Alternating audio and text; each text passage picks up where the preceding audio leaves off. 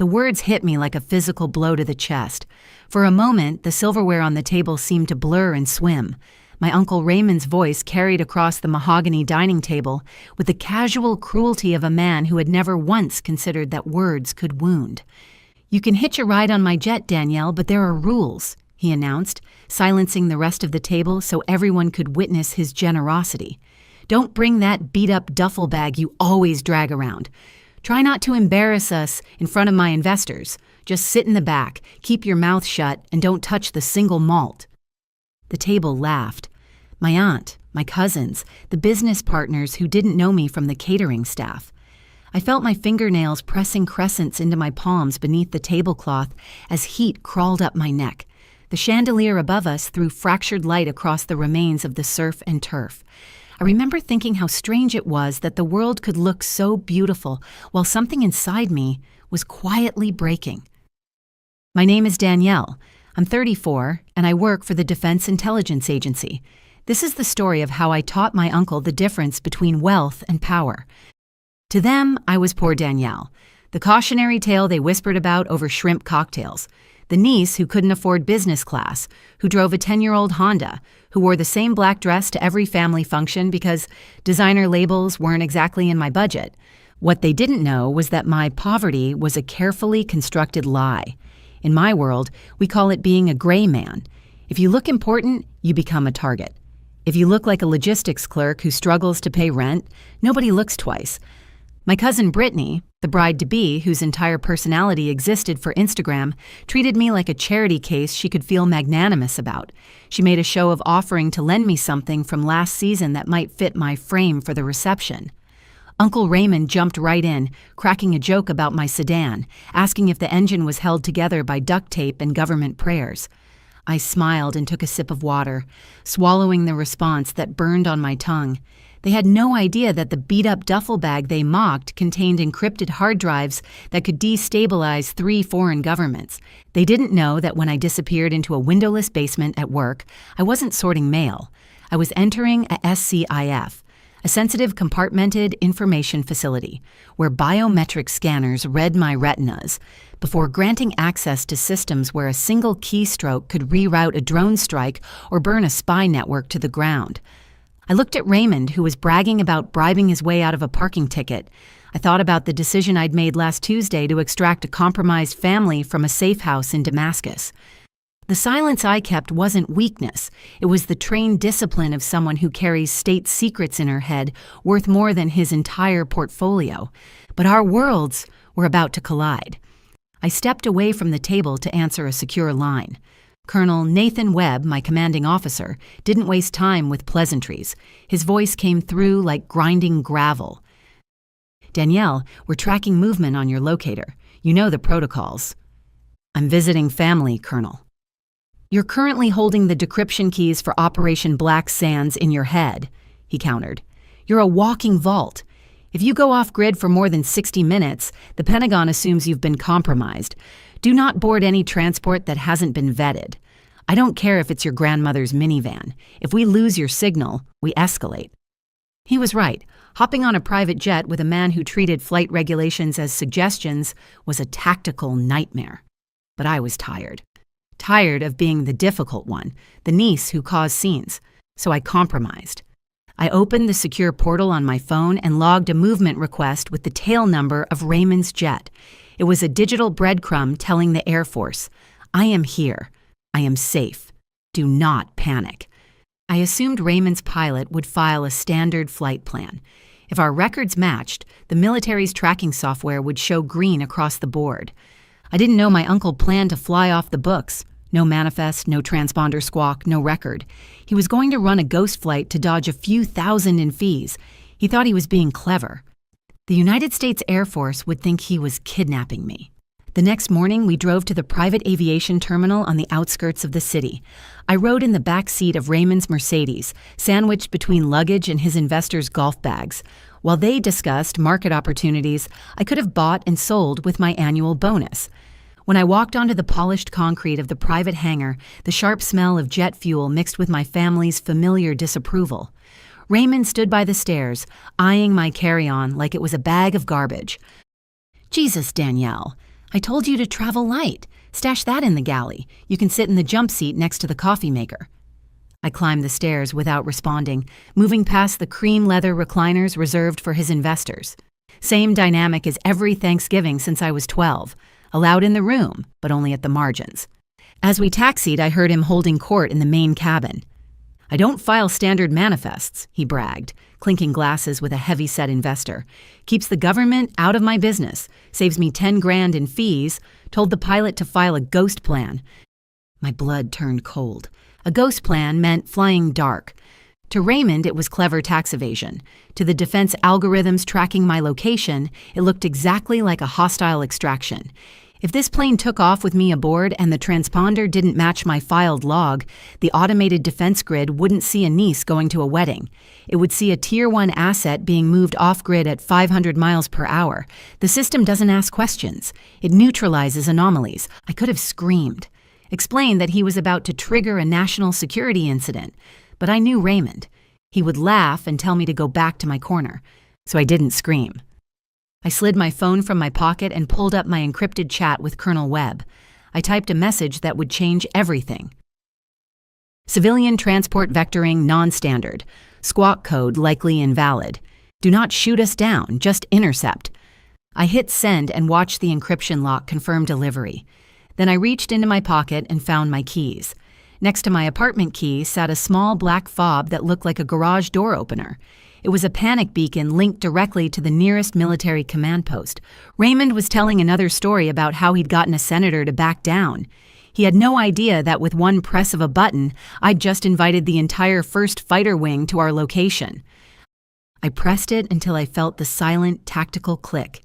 The aircraft didn't just stop. It lurched violently as the pilot slammed the brakes, sending Raymond's crystal tumbler flying. The cabin went silent, broken only by the frantic voice crackling over the intercom. "We have a situation. Tower just locked us down." Before Raymond could respond, the air around us shattered. A roar louder than anything a civilian jet could produce tore through the fuselage.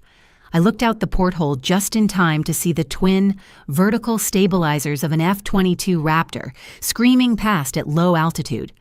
The investors actually ducked. Outside, black SUVs swarmed the tarmac like angry insects, cutting off every escape. "What is this?" Raymond screamed, his face purple with rage. "I'm a platinum donor. Get my lawyer on the phone." He didn't understand. He thought this was about taxes or flight logs, something he could fix with a checkbook. The cabin door didn't open. It was breached. Armed Air Force security forces stormed up the stairs in tactical gear, carrying rifles that weren't for show. Raymond jumped up. "Now listen here. You can't just barge onto a private—" A defender shoved him back into his seat with one hand. "Sit down, sir. Hands where I can see them." Then the chaos parted. A man walked onto the plane with different energy entirely. My beacon automatically routes to pre-designated contacts when activated. Major Tyler Griffin was on the response list from our previous operations together. He scanned the cabin until his eyes locked on me. He didn't see a niece in a jump seat. He saw a superior officer. He snapped to attention, his salute razor sharp.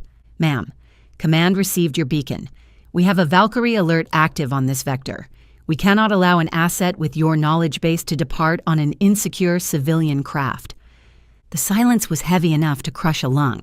Raymond stared at the major, then at me, his brain trying to reconcile the male clerk with the woman being saluted.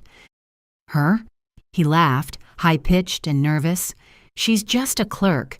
She sorts mail. Arrest her for wasting government time." Major Griffin turned slowly, looking at Raymond with the cold detachment you reserve for a hostile combatant. "Sir, step back or you will be neutralized. This individual is a protected national security asset. You are currently interfering with a federal operation." Neutralized. The word hung in the air, foreign and violent in Raymond's world of boardrooms and golf courses. One of the security officers stepped forward with a tablet displaying the intercept authorization. "Sir, this operation is classified Yankee White. Everyone on this aircraft is now subject to federal jurisdiction." The pilot stumbled forward from the cockpit, his face ashen as the officer turned the screen toward him. The pilot didn't need to understand the military codes to recognize he was in serious trouble. Raymond's face went through something fascinating then. Confusion, disbelief, and finally, the dawning horror of a man realizing he'd been punching down at someone who could have destroyed him at any moment. Major Griffin gestured toward the cabin door. I unbuckled my seatbelt. The click sounded like a gunshot in the silence. I stood and walked toward Raymond, and then I stopped, right in front of his seat. Every holiday, I said quietly, my voice steady and cold. Every dinner, every family gathering for 30 years, you made sure I knew exactly where I stood. The jump seat, the kids' table, 3 blocks away so my car wouldn't embarrass you. His mouth opened, but nothing came out. You were so busy making sure I felt small that you never once considered I might be something more. That maybe the quiet ones are quiet for a reason. I leaned closer. You just tried to take a classified intelligence asset off the grid on an undocumented flight. Do you understand what that looks like to the Department of Defense? It looks like espionage. It looks like trafficking. And your platinum donor status isn't going to mean a damn thing when they start asking why a defense lobbyist was hiding the transport of a DIA analyst. The color drained from his face. I didn't know, he whispered. No, you didn't. Because you never bothered to know anything about me beyond whether I might embarrass you at dinner. I straightened and smoothed my jacket. Enjoy the investigation, Uncle Raymond. I hear they're very thorough. I walked out of the cabin without looking back. Waiting for me at the bottom of the stairs wasn't a shuttle bus. It was a Gulfstream C-37A painted in the stark gray of the United States Air Force. Stars and bars blazed on the tail. A security detail of 4 defenders formed a perimeter around me, their movements synchronized and lethal. I climbed the stairs to the military transport and left the poor relation narrative on the tarmac, along with my uncle's impounded ego. The Air Force flew me directly to the wedding venue. I arrived 2 hours before the ceremony, changed into my dress in a hotel bathroom, slipped into a pew just as the processional music started. Brittany never knew how close her wedding came to being disrupted by her own father's arrogance. The aftermath was catastrophic for Raymond. Because he'd attempted to fly an unlisted ghost flight with a classified Tier 1 asset aboard, the federal government didn't view it as a tax dodge. They viewed it as potential espionage. The investigation was cold and binary. Why would a defense lobbyist hide the transport of an intelligence analyst unless he intended to sell her or her knowledge? He was detained on the tarmac for 48 hours, interrogated in a windowless room by agents who didn't care about his net worth. His jet was impounded for a counterintelligence sweep. His custom Italian leather seats ended up in an evidence heap. The 3 investors who had been aboard were detained separately and questioned about their knowledge of the flight plan. 2 of them immediately cut all business ties with Raymond once they were released, unwilling to risk their own reputations by association. He missed the wedding. While his daughter walked down the aisle wondering where her father was, Raymond was trying to explain to the Department of Justice why he thought federal aviation laws were optional. The irony wasn't lost on me. He'd spent years making me feel like an outsider who wasn't good enough to make the cut. Now the system he claimed to master had physically removed him from the most important day of his daughter's life, all because he couldn't show basic respect to the person sitting next to him. 6 months later, I was at my desk inside a SIF deep within the Pentagon when a physical letter landed on my desk. Thick paper from a D.C. law firm, Raymond's lawyer. It wasn't a lawsuit, it was a plea. The investigation had spooked the Department of Defense. Raymond's security clearance, the lifeblood of his lobbying career, was under review for revocation. He needed character references from a current government official with equivalent or higher standing to vouch for his patriotism. He was asking me to save his career. I held the letter and thought about the kids' table at Thanksgiving, the time he made me park 3 blocks away, the way he looked at my shoes, my bag, my entire life with that sneering pity. He'd spent 30 years treating me like a liability, a smudge on his reputation. Now he needed the logistics clerk, the niece he couldn't be bothered to respect, to sign her name and give him back his livelihood. I walked to the heavy-duty shredder in the corner, the one rated for classified documents. I fed the letter into the teeth of the machine. I didn't watch it disappear. I just listened to the satisfying rhythmic grinding as his plea for help turned into confetti. 3 months after that, I heard through the family grapevine that Raymond's clearance had been permanently revoked. Without it, his lobbying firm collapsed within the year. The man who once bragged about having senators on speed dial was now consulting for a regional insurance company. His Gulfstream sold at auction to pay legal fees. Brittany eventually learned the truth about why her father missed her wedding. She called me once, crying, to apologize for how she'd treated me all those years. I accepted her apology, but we both knew the relationship would never be the same. The rest of the family slowly pieced together what had happened, though none of them ever asked me directly.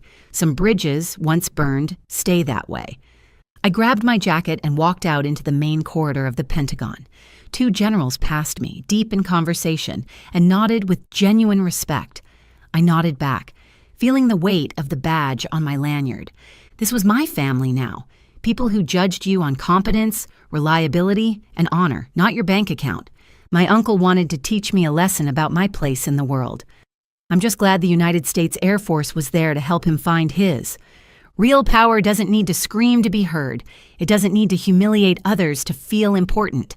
And sometimes, the quietest person in the room is the most dangerous one to underestimate.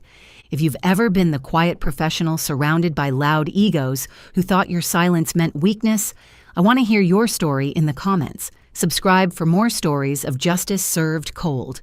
Before you go, here's a quick bonus for sticking around. If you love learning and growing like I do, you need to try audiobooks.